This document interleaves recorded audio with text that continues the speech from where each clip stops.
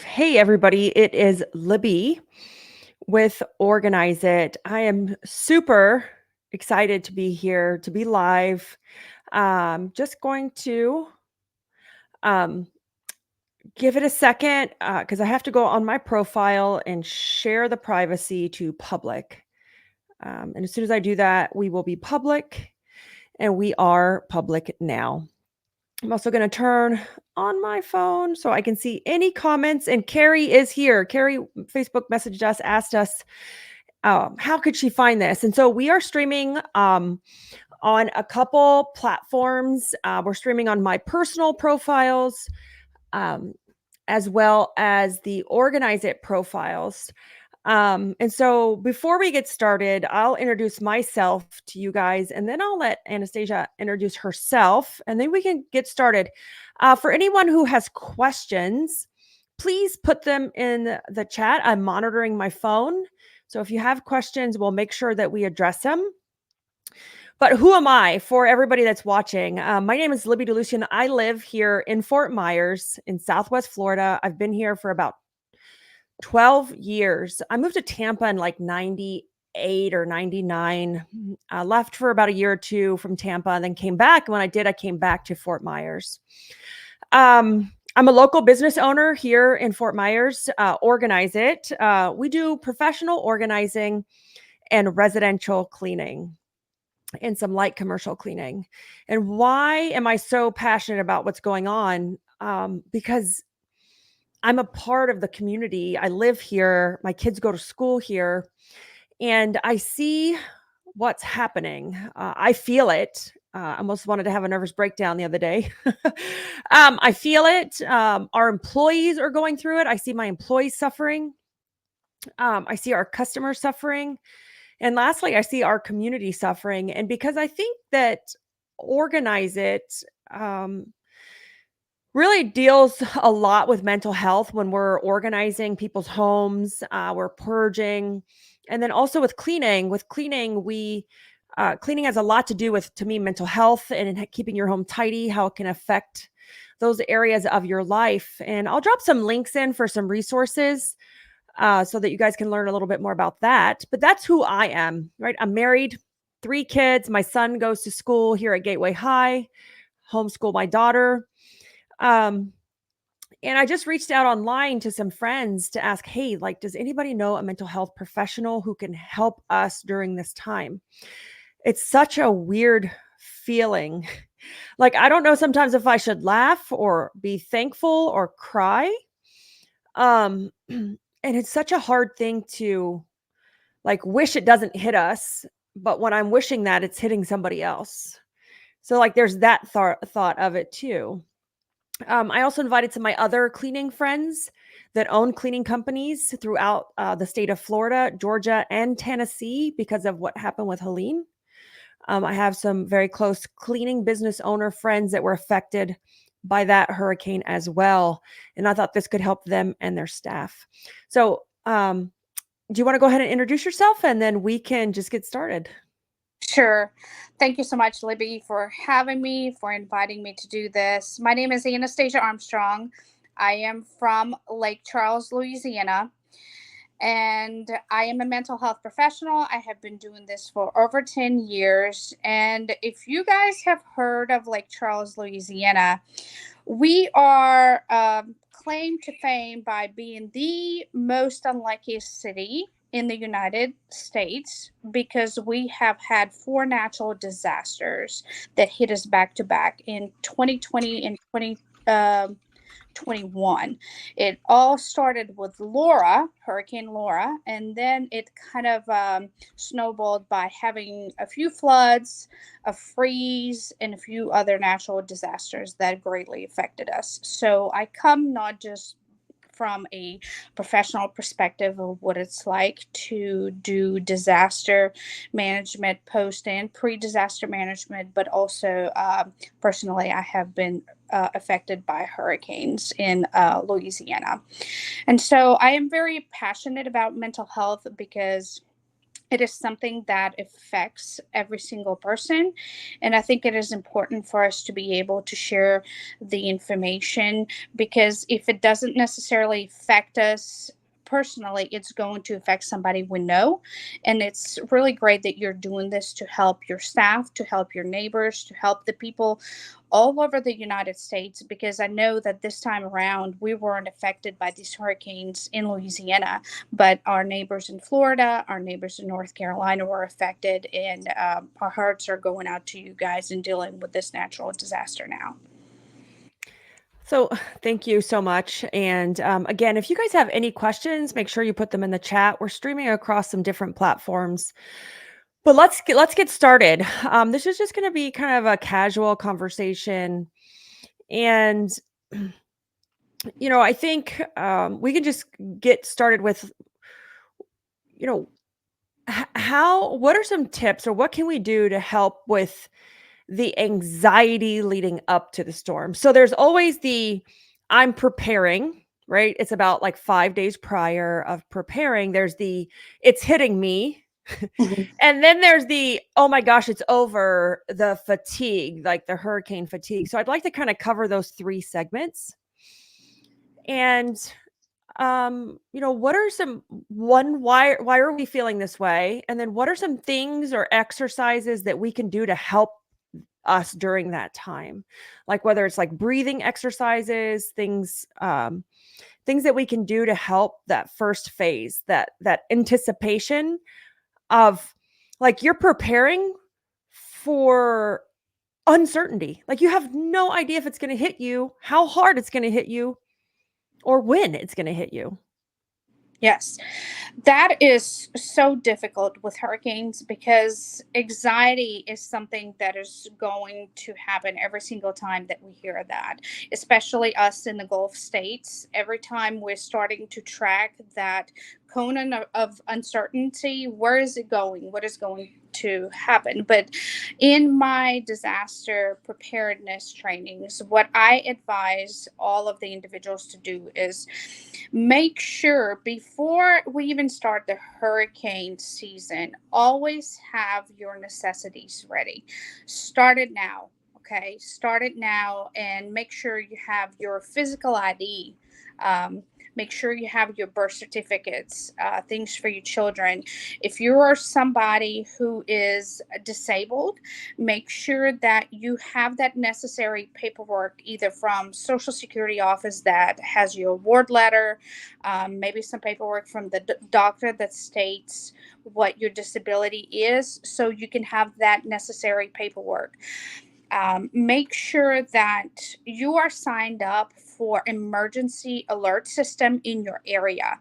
In our area, we have a special system for individuals that may not have transportation, but also for individuals that do have transportation, but they may need assistance in evacuation. And I'm sure you guys also have something similar like that. So make sure that you're signed up to receive those alerts, so you are prepared and you're aware of what is happening. Because um, it's not like a tornado. Hurricanes are very interesting. So we actually have a little bit of time. So when they start giving out those deadlines, we do have a little bit of time to pack those necessities and get out, especially when we know that it may be a category 3 to 5, when we for sure want to make sure that there may be a risk of danger for human life to be in danger, and we want to make sure that, like, we're getting out, our children are getting out. So we do have a little bit of a time frame. So sign up for emergency alert systems if you're not signed up, and make sure that your emergency documents and things like that are ready to go. Um, Make sure you have a little bit in your savings, whatever your budget may be. Have some of that set aside. What do you need for transportation expenses, gas expenses? Make sure that your insurance is lined up. Do you know what your insurance covers? Because some of us that are evacuating, I know that the insurance will reimburse us for the evacuation expenses. So know in advance, what is your insurance going to cover? And are they going to cover the hotel, the food expenses, things like that? And that will help you with that anxiety. So, if the more you are prepared, the less anxiety you will have as far as it comes to the preparedness part of it. So I love that as the owner of Organize It. um, we're all about helping our customers and our community get prepared. So I dropped some links into some of our landing pages for a hurricane checklist, a hurricane, I'm sorry, an evacuation plan. And so for me personally, the thing that helps me with my anxiety leading up to this is to have a plan. Yes. Like just the thought of, okay, I have a plan. I know where everything is. I have like the kit, everything checked off the list. As a mom and as a parent, it helps me feel more in control at a time when I don't have any control. Yes, and that is very helpful. And so that is the best thing to do, especially when we feel like we're in not in control. The best thing to do is being prepared in advance. Yeah, and sometimes those plans don't work out at all. But it helped subdue the anxiety that was building up in me as we were approaching, like as we were getting closer and closer to each day. And I think you also have to think of, you know, when who you are. So when I mean who you are, it's like I think the more we have writing on us, like if we have children, right? If we have pets, if we're a business owner, then we have the children, the pets, the employees, the customers, and the business to worry about.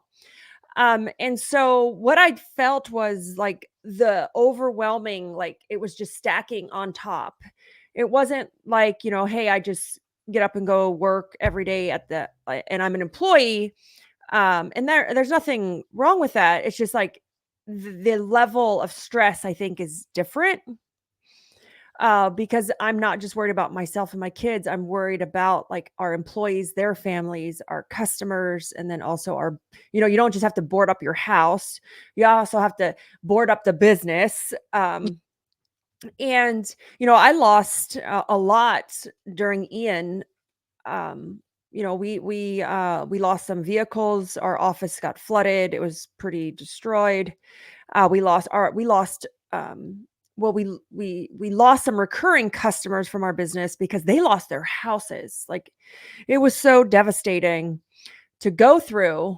um so, we talked about how do you prepare for those days leading up. So, what you said aligned with me and everything I've done with our employees and our customers and our community. So, I'm always putting out like checklist and here's a link and to help people prepare. That's my organized side. It helps me feel in control at a time of um, no control. Okay. So what are some tips that we can do as far as just helping our mind, right?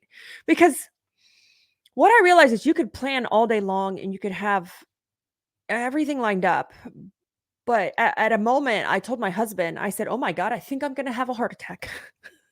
Like you can't breathe. And it's the anxiety of like the unknown. And then as it's approaching, you still don't know. It's so weird because as a hurricane is coming, and this has been the last few that we've been through, it's like you don't know if it's going to hit until like almost the moment it makes landfall. Um, for Ian, I got on a plane on Tuesday to go to Las Vegas because I was speaking on stage. And I remember like looking at my mom and saying, I probably shouldn't go because that hurricane it might hit us. And she goes, "Oh no, it's supposed to hit Tampa. Don't worry." um, and I got on that plane, and because Vegas is like a 5-hour flight. By the time we got there, it was 3 hours later. I got in an Uber, got to the hotel, and I looked at my phone, and I was like, "Oh my God, it's headed straight to Fort Myers." Like that's how fast it changed. And The preparing is great and all, and it helps us feel better. But how about during those moments of like when it's coming over the top of you or at you? What are some things that we can do to really help that part? Great. That's a really great question to ask. Having a support system is very important, and that support system can be your family or friends, somebody that lives outside of the area of impact. For us, it's been our family in Oklahoma, our family in Texas. That's where we evacuate Oh, I'm to. from Oklahoma. Ah, Yeah. yay! Boomer Sooner, or are Yeah. you a Cowboy fan? No, OU. Yeah. Oh, all right. So, and that's been very important because when those things were happening in the moment, we were able to call our family and friends and say, "Hey, it's happening." There is no more asking questions like, "Is it coming for us?" It is happening, and so we were in the car and we were going, and we knew it's going to happen. We didn't know what kind of devastation we were going to have when we were going to come back, what we were going to come back to. But that support system plays a huge role. Some individuals may not have a support system, and so it's okay. There are resources, as you mentioned, they're available. There is a disaster recovery line that I will mention at the end of our presentation that individuals can reach out, and there is a live individual that can speak to them during a situation where somebody that is possibly is having a panic attack because they are thinking like, I am going to lose everything. I'm going to lose my home. I can potentially lose everything. And so their support system is huge. One of the things that I highly recommend is a lot of individuals cope by exercise. And so during the evacuation, um, wherever you evacuate, I'm laughing because I did that. you did well, and it is the truth. I mean, once you evacuate, there's not much you can do. And I remember people watching TV, and they were just sitting there in front of TV, watching Laura destroy Lake Charles. And I was 37 weeks pregnant at the time, and it was literally making me sick, not just emotionally, but physically. And I knew that I couldn't do that anymore. And so I resorted to reading, listening to music, and exercising because I couldn't just literally drive myself to that sickness because the news was just showing such a great devastation of the loss of the power grid. Like our water system went down, our electricity was out for months in this area, so it was devastating. So it's the same for especially right now, like especially with what is happening right now. There's loss of human life, and so we have to look at this and consider, what can I do to protect myself physically and mentally? And sometimes it's going to be the question of what has worked for me in the past. And those coping mechanisms can help us, whether it's reading, listening to music, prayer, something that you can do that is healthy for you. And we do have to look out for things like, we tend to cope by negative things. Some people may Yeah. turn to, hey, I'm gonna start smoking a little bit more because I'm really stressed, or I'm gonna have a few extra beers. And we really need to look out for things like that. It's like we really need to make sure we're not coping by implementing the negative things and trying to do something positive for ourselves. Yeah, so, the way I calmed my mind leading up to it, is I exhausted my body. So, those days leading up, not necessarily when it was hitting, but those days leading up, I exercised a little bit more extreme than I typically did, and it helped me release, like, some of the anxiety. So, I really, really agree with the exercise, like, release it. I put a weight vest on, make my walk much more intense. I really upped some things. Instead of doing like 5 miles, I did 7. I did it twice a day, and it helped my mind so much. By exhausting my body, it tames the mind. So that helped. And A few things that you said resonated with me. I feel like we can go to too much social media. I mean, I told my husband, I said, for God's sakes, I can't look at it no more, but I have to look at it because I don't know what's going on. So it's like, you're like, it's almost like this, you're like addicted to it for, but it's also, it's negative, but not negative like necessarily on purpose. It's just like you said, there's loss of human life, and it's devastating. And to like sit there and watch it happen can just break you down. Like it chips away at you. Um, so I get that, and I really recommend to everybody, like, even though we're on social media right now, taking a break from certain groups, because some of those groups can just be absolutely horrible. Especially the some of the local groups can be, some of the people can be really, really nasty and negative during that time when you need positivity and the negative coping mechanism. So I like how you say look back. I will say that during Hurricane Ian, I drank too much wine. I did, and I drank too much wine. Everyone was giving it to me for gifts, and it was like we had no power for the longest time. We had no internet, and you're trying to just survive. We had no school for 4 weeks. I was trying to pay my employees and keep our office open, and so I learned my lesson during Ian, and so for like Helene, and this one that just passed, like I told my husband, I said, I'm not having any wine. And if I do, I'm having it with my dinner, and it's going to be like at 7 o'clock at night, because during Hurricane Ian, like I wanted to wake up and have a mimosa because it was so horrible. Um, and it's just not a great thing to do. It's absolutely not a great thing to do.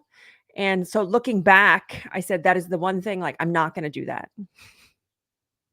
And as you've mentioned, I think a lot of individuals cope by using some of those skills. And the reason for that is so many of us are grieving. We're grieving the loss of potentially our homes, our cars, our income, and how can we forget about this? So we have to find a mechanism that helps us forget. And we can't really forget that because we have to work through it. And it's difficult to work through it when you have no electricity, you potentially have no good water to drink because you are living in a zone of devastation. So we do tend to go to maybe drinking or using certain substances, and it's a Or judgment. even overeating, like Yeah, snacking over. I correct. ate so many potato Yes. chips during Yeah. Hurricane Ian. I was like, I lived on Josh wine and potato chips. And you're right, because I mean, you have nothing to with, so all you have is your hurricane snacks, and we like to joke about that in Louisiana because as the minute you say hurricane coming, people want to eat Debbie snacks, and so it's we have to remember that there are many other ways for us to cope, and we have to work through that grief, and that grief is healthy because we have to make sure that we're working through the feelings of anger, the feelings of sadness, of losing whatever we may have lost during the devastation of the disaster. Because sometimes it may not happen during like the first 24 hours or a week, but it may happen later on down the road when we truly realize, oh my gosh, when we come back a month later to a home that is truly destroyed, like coming back after Hurricane Katrina, Rita, I know a lot of people were devastated in the month to come, not necessarily within the first week. Yeah. You hit on so many things that I want to cover. One was you're grieving, right? You're grieving, and even the financial loss, like we're Yeah. grieving that. But also, um, you said anger. This is gonna sound so funny and odd, but it's true. I saw people that were mad that we didn't get hit directly because we didn't get a direct hit. It breezed by, it rode the coast, and so Fort Myers and Fort Myers Beach did have flooding.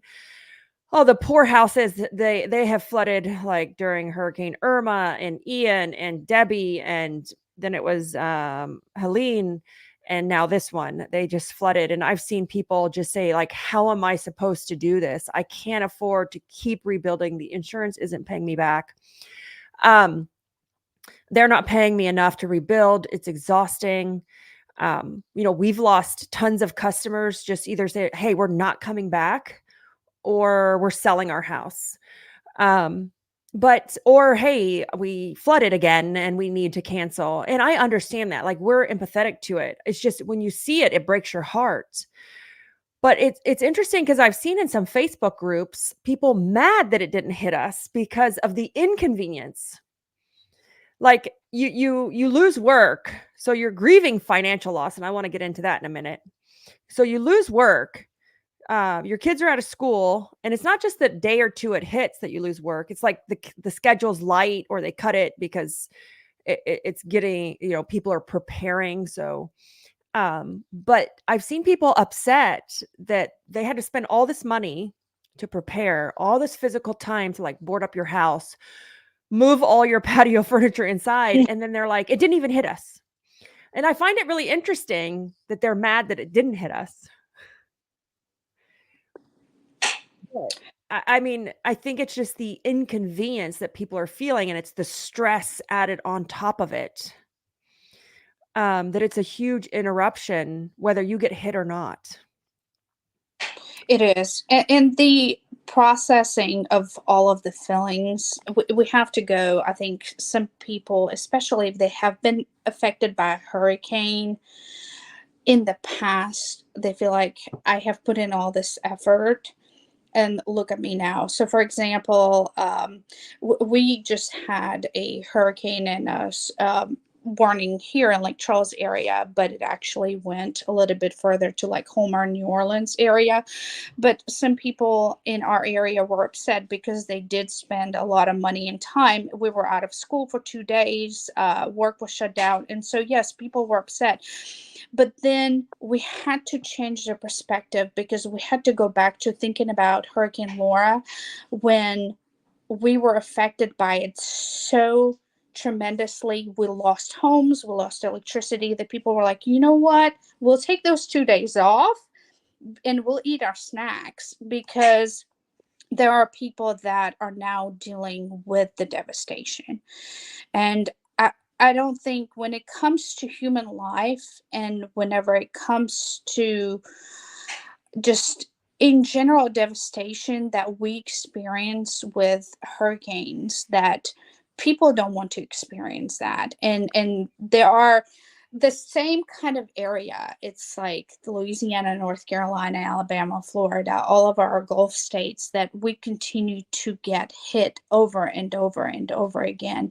And so, yes, we have to be prepared mentally, physically, and financially to continue to deal with this because I don't think hurricanes are going to go anywhere anytime soon. No. So I want to hit on two more topics before we wrap up, and you give some either tips or resources. Like, I didn't know that there would someone that like a live person that would help talk you through it. That's a great tip for, especially in South Florida. We have so many retirees that may be alone um, during those times. I mean, I remember when Ian hit us, and it was like you were watching Facebook groups and people were begging, people that were out of state were begging for someone to go help their mother, like that couldn't get out, that was in a wheelchair, that was flooding. And it was just like so hard to watch. So those tips I think will be great. I want to hit on two things: the financial loss, mourning that financial loss. You made a statement, and the other thing I want to hit on is the PTSD side. I will say I have it. Like, I just start to like, and I'm not emotional at all. And this is like one thing that is so hard for me to handle. And I think it's just, again, I've been through this a few times now. But the financial loss, um, you just said a phrase, and I think it's super important. We have a ton of people watching, like on Instagram, on Facebook, but you said a phrase that, I mean, I thought of it, but I never really thought of it. And you just said, it's not like we're ever going to stop getting hit by hurricanes. And so as long as we live here, as long as you're in the Gulf, you're a Gulf state, right? Um, we're never going to stop getting hit by hurricanes. So I think that we really need to take because and I'm not here to knock anything, but the amount of assistance that if you've been through a major hurricane, you're going to know what I'm talking about because the amount of assistance we get is very very minimal compared to the damage. Like my homeowner's insurance just disappeared. Um, and we had to pay for our own roof. Like you would think that the insurance company had insurance. um, and that's not the case. And so the amount of assistance we get, whether it's from a government agency or FEMA, it doesn't really compare to the damage that we experience. Um, and how can it? Like, really, how can it? So, your statement I think was really powerful, and I think that's probably the biggest thing I'm going to take away is we're not going to stop getting hit. So, as far as like, even if you're an organized employee, because this is the main reason why I'm doing it, I'm doing this for our staff, for our team. So many of them are suffering with the stress and the anxiety. Um, but whether you're a customer or you're just me, the fact that if as long as I live here, I'm never going to stop going through this. And how do I have to prepare for it? Or do you even want to? If you don't, maybe we have to sell our house and move. Ooh, yes. That would be very. I it's sad. And we're in paradise. I love where we live. But that's the trade-off. I told you I grew up in Oklahoma in Tornado Alley. And I've said this a few times publicly. I would probably take a tornado over a hurricane. The anticipation and the prep and the uncertainty is just agonizing, like for days on end. It's like moving 9 miles an hour in the Gulf of Mexico. And you're like, for Christ's sakes, I could run faster than that. Um, where with a tornado, it's very isolated damage, but there's no time to prepare. Like you barely have enough time to run to the cellar to prepare. Um, And I'm like, man, I almost think I'd take that over this. But let's talk about the financial hit. Um, I'm not sure what we could share on that. I just think, like what you said was so powerful. If we live here, we have to be financially prepared.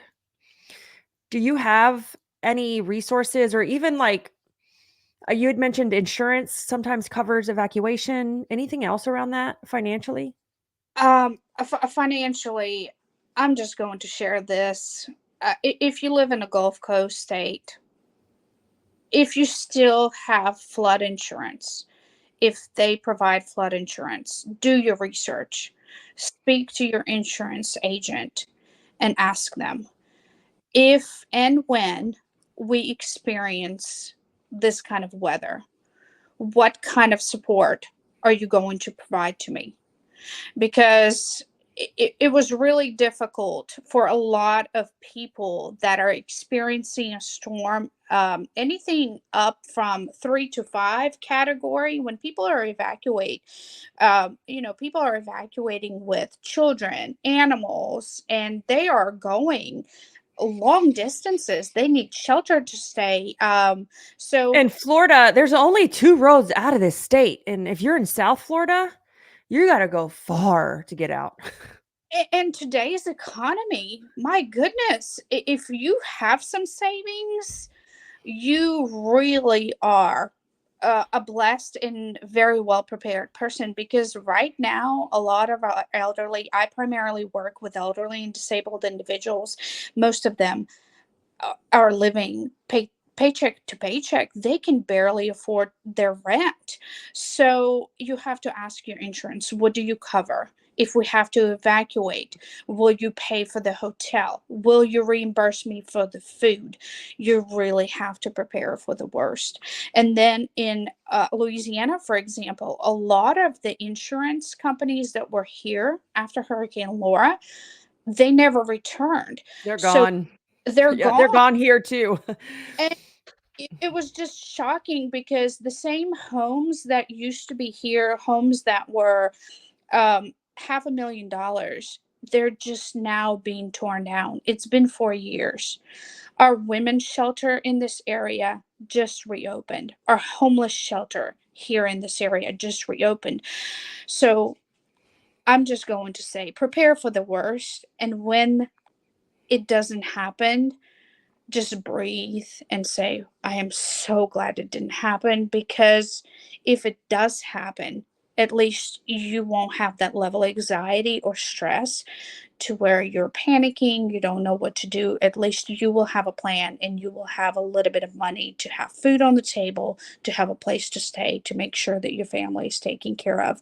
And if you have insurance, maybe you will have some extra support from them, because we can't necessarily always depend on FEMA and other agencies to provide that support to us right now. Yeah. We struggled with the same thing here in Fort Myers with Ian, um, with the flooding and the insurance providers. And there are still people with tarps on their houses. There are still people, I mean, in our cleaning company, we're still doing first time cleans after they've just renovated their house. Like, I just got a new roof on my own house about 3 months ago. And it was the 2-year anniversary of Ian, this month. I'm sorry, September, like, 28th, 29th. And I just got a new roof 3 months prior to that. And so, I think those are great tips. And I think that, the thought has crossed my mind to, why do I even pay for homeowners insurance if they didn't pay for it anyways? I paid for my roof out of my pocket, because they just dropped us, and then we were uninsurable. So then we couldn't even get insurance. Um, and then we couldn't even find it after we got a new roof. So I think that you have some great points on, like, self-education when it comes to insurance. Um, and for us in South Florida, it's so hard to get out of this state, because I'm all the way down 75. Almost to where it turns into Alligator Alley to go over to Miami. And for us, if we want to evacuate, the chances of us getting stuck on the interstate are greater than us getting out of the state. And so that's a scary thing. And that's something that we have to think about here in South Florida, is how do you get out? So with Helene, I kind of started to get a little nervous, and I'd already planned to go to my Georgia. I have a small house in Georgia on the Georgia, Tennessee, North Carolina line. And so I said, "Hey, we're just gonna go." I took my kid. My older son is in high school. I took him out. He missed 2 days because we were closed 2 days for that. Um, he missed 2 days, and but we had to leave so early just so that we could guarantee that we could get out. And so that's where, for me, I get a little confused on, like, the prepping. Yeah, should you evacuate about when you hear about it? Um, are you okay with your kids missing school? Because I got into it with the school, because they were like, "Well, no, we're gonna tell you the day before it hits." I'm like, "Well, I'm not waiting till the day before it hits to evacuate. I'm sorry." Um, so, I think that even adding that into your plan, that's what I did. I added that into my plan, is that, hey, how soon do we evacuate? And if we can't get out by then we're staying. But if we stay, where do we go?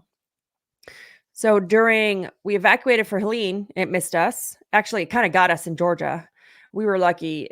About 30 minutes north of our house is where we see all that devastation, because that's the North Carolina, Tennessee line. And we chose to stay for this last hurricane, Milton, and we went to Miami. So that was our plan, is if we can't get out, then we go to the other side of the coast. Versus, like, depending on where it's supposed to hit. But it's not cheap. Like, it's not cheap. And I told my husband, I said, for Christ's sakes, I could have took a 2-week vacation for 2 weeks. And this is where I want to talk about the PTSD side. So we talked about the financial and planning. I told my husband, I said, we could have took a vacation somewhere that I actually wanted to go, like lay on the beach and drink a margarita somewhere, for the amount of money and time it took to do this. So for 2 weeks, I was a total basket case. Like, just gonna put it out there. um, a total basket case, because of the Helene, and just, like, the prepping from that. It hit where we were up there, because it hit to where we went. And then I came right back, and then literally less than 5 days later, we had to plan for this. And, we could call it like PTSD, we could call it, uh, hurricane stress, hurricane fatigue. That is real, hurricane fatigue. Um, but I got to where I couldn't even focus. Focus on, like, I told my employees, I own a couple businesses, and so one of the businesses is a remote software, and so they don't get affected by anything. And I told them, I said, "I probably shouldn't be saying this to you, but I can't even focus to even work." I can't even, and it's been like the biggest distraction, which in reality sounds it sounds bad that it's a distraction, but we have to kind of pick ourselves back up and get to normal, but I have no motivation. And it's normal because it's reported by individuals that have been under high level of stress during disaster situation that their memory is affected, their sleep is affected, their appetite is affected. They may even experience physical symptoms such as having headaches, having stomach aches. They may have some even irritable bowel syndromes. So all of this that you are experiencing, I'm so glad that you're bringing this up because you are normalizing that. You're giving an opportunity for other individuals to say, hey, you're not alone, because so many people are thinking like, oh, I'm just experiencing the symptoms, I just have mental illness. This is not mental illness necessarily. We're talking about, this is high level of stress. Any person that would be under such level of stress during a crisis situation, during a disaster situation, would start experiencing these symptoms. And resources are available. And so that's the best part about this, is that people are not alone, that these things are happening across the Gulf states. I can tell you that anytime you hear spaghetti plans or like weather and hurricane, I hear it on my ears perk up, and I start breathing heavy because I, in my head, I'm already planning. They haven't even said where it is in the ocean, and I am in my head already planning my evacuation. And that's to the point where you have PTSD related to hurricanes because you have been affected by a storm. And this is a storm that's probably affected you in a matter where you had a destruction of property or a loss of something that has really seriously affected you in a negative manner. And so that can be something that needs to be addressed. And I highly recommend for individuals, if you're able to seek mental health counseling, or just have somebody that is very close to you that you can talk to about having those symptoms, those stress symptoms, do it. It is normal. Reach out to someone, talk to them about the symptoms you're experiencing, because being in this situation is very stressful. Awesome. I have a little bit of like the weebles and wobbles phrase, wiggles and wait, what do they say that does on the hurricane model? The it was, I think it's, they say the weebles and wobbles. I said, "Oh my god, if I hear that phrase one more time, I'm going to scream." Like, please stop saying it. My husband kept saying it. I'm like, "Please stop." um and it's because they can't tell where it's going to go. It weebles and wobbles, Correct. it shifts. And I'm like, if I hear the word wobble again, I'm just going to like probably lose it. um so I really enjoyed this conversation, and I do feel that talking about it helps. I talk about stuff all the time. I'm very transparent about it. And I claim to be a very strong person, but this does get to me. Like, this gets me down. This is not easy. This is so hard to go through. And I see my friends in Sarasota and Tampa who did get directly hit going through this now. And it's one of the reasons why I just wanted to, like you said, normalize it, talk about it. I mean, the devastation it did to our business, and having to see your family and your employees struggle during that last during Ian. I mean, Irma. It was weird. Irma went right over the top of us, and it was like a category 5. They said, and I think it was super strong, but because it went right over the top of us, it did some major damage. But Ian, the storm surge, is what got us, and it's just one of those things where it was just like, oh my God, they say it's a storm of a lifetime. And I see people in Tennessee going through this, and in Sarasota County and in Tampa. And I say to myself, I hope these are storms of a lifetime for us, because like I would never want to do it again. And the financial loss for my business owners. I've seen so many businesses just choose to not reopen their doors, brick and mortars, restaurants, seafood restaurants, ice cream shops, bars, because it's just too much. It's just too hard. And the financial loss that we endure as business owners is substantial. Like, it is substantial. And I haven't found it. And if anybody out there has it, I haven't found any, because everyone's like, don't you get assistance from something because of financial loss from your business? I'm like, not that I've ever seen. Um, so it's a hard thing, especially for my entrepreneurs out there, because again, it's just not your personal finances and your family. It's you're worried about a whole nother family that's called your business and your employees. Um, so let's talk about real fast before we wrap up. I've had you for 45 minutes, so I apologize. Oh, it's okay. It's been great. Now let's talk about the other side, hurricane fatigue. Ooh. I could barely form a sentence. After it passed by us, I didn't look at my phone probably all day. And if you saw a post from my profile, it wasn't me, probably, because I have a team of people that help me with my social media. But I told my husband, I said, I can't even form a complete thought or sentence. Hurricane fatigue is real. Like, it is so real. So do you have any tips on, like, how do we deal with that fatigue? How do we get through it? Is there any way to avoid it? That's a great question. Avoiding it, I we can't avoid it. It's part of it, it's just part of the process. When disaster happens, it is part of disaster recovery that you're going to experience certain negative symptoms of the disaster recovery, and that is going to be different symptoms, whether it is going to be that sadness, that exhaustion.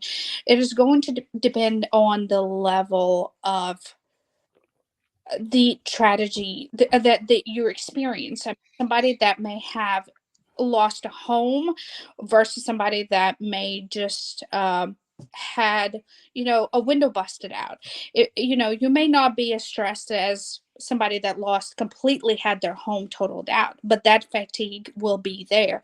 And so what we have to pay attention to, your fatigue may not be as bad if you are prepared in advance.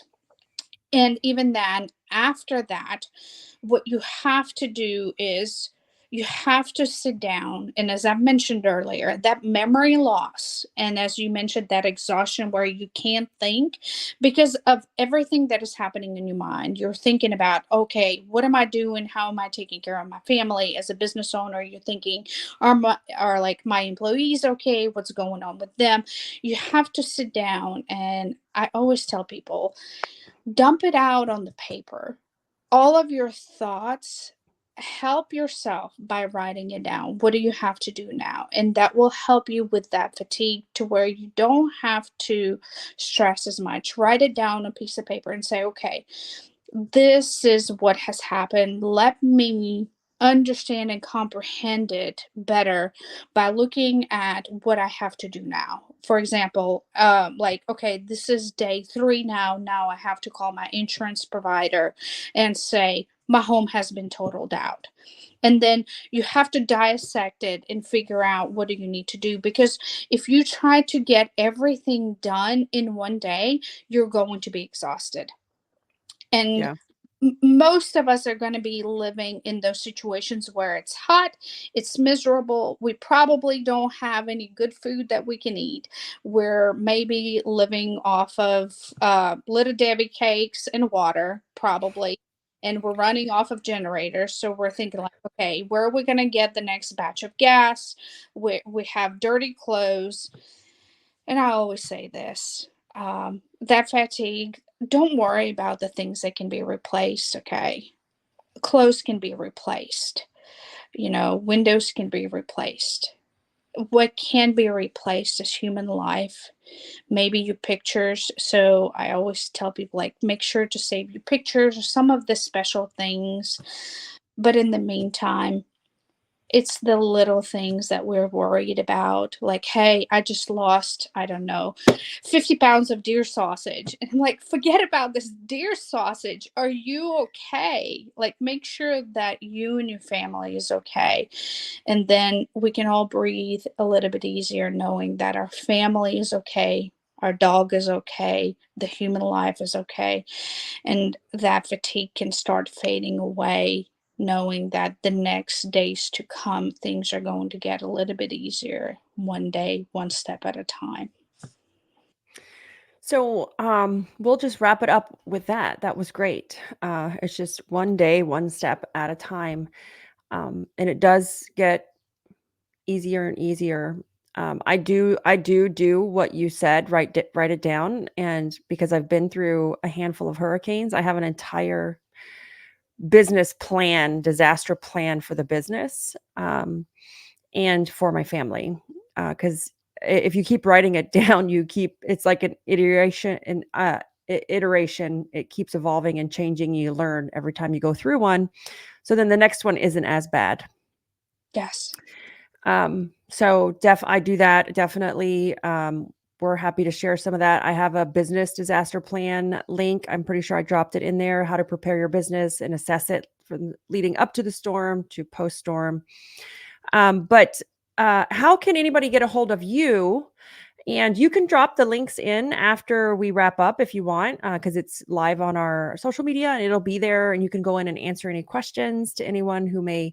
If you have questions, just put them in the chat and we can both go in and answer them. And she can drop in some of the links or resources so that we can keep them for the next time. Because sadly, there is another hurricane out there with a 40% chance of it making it to the Gulf.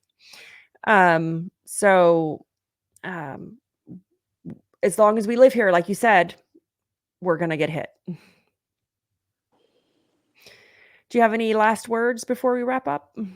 I would like to share just two resources, and I will drop the numbers probably in the links as you mentioned. There is a disaster helpline that individuals can use. That phone number is 1-800-985 5990, and this is a disaster distress helpline.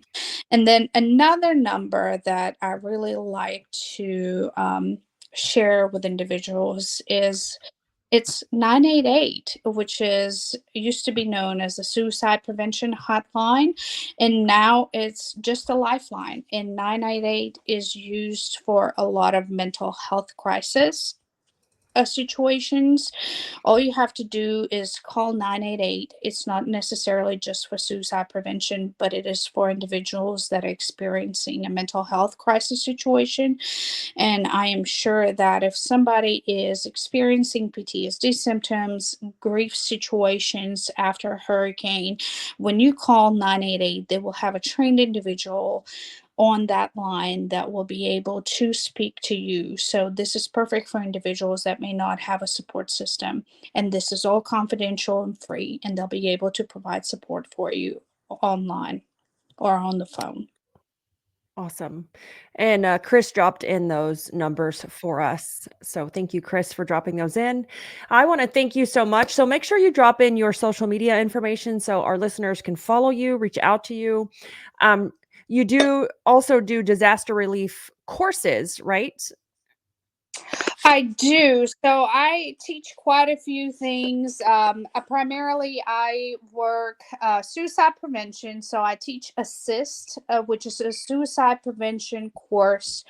And that is a course that is hosted by Living Works. And that is a super helpful 2-day suicide prevention education course, as well as I provide disaster preparedness courses for individuals. And I primarily work with disabled individuals and elderly individuals. But hey, if anybody is interested in any courses related to mental health as well as suicide prevention, I am your person.